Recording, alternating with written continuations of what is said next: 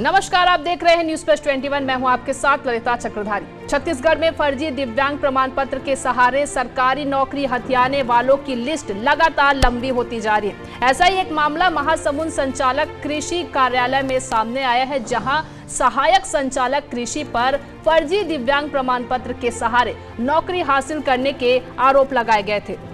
उप संचालक निशक्त जन ने इस मामले में डॉक्टर भीमराव अंबेडकर हॉस्पिटल रायपुर से उक्त अधिकारी की दोबारा जांच करने पर दिव्यांगता परीक्षण पूरा कर अपना अभिमत शासन को भेजने को कहा था, जिस पर अंबेडकर हॉस्पिटल के नाक कान गला विशेषज्ञ डॉक्टरों की टीम ने अपने अभिमत में उक्त अधिकारी ऋचा दुबे को कोरिया जिला अस्पताल से जारी दिव्यांगता प्रमाण पत्र को अपने मेडिकल जांच में दिव्यांगता का पात्र नहीं पाए जाने का अपना अभिमत शासन को सौंप दिया था।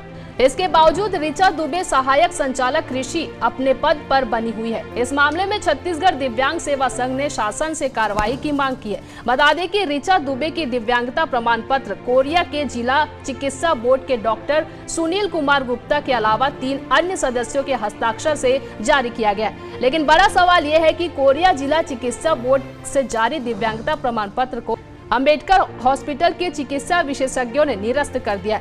इससे साफ है कि प्रदेश में दिव्यांग कोटे की आड़ में फर्जी दिव्यांगता प्रमाण पत्र जारी कर सरकारी नौकरी हथियाने में एक बड़ा रैकेट काम कर रहे हैं। ऐसे और भी मामले हैं जिनकी जांच होने पर इस रैकेट का खुलासा हो सकता है।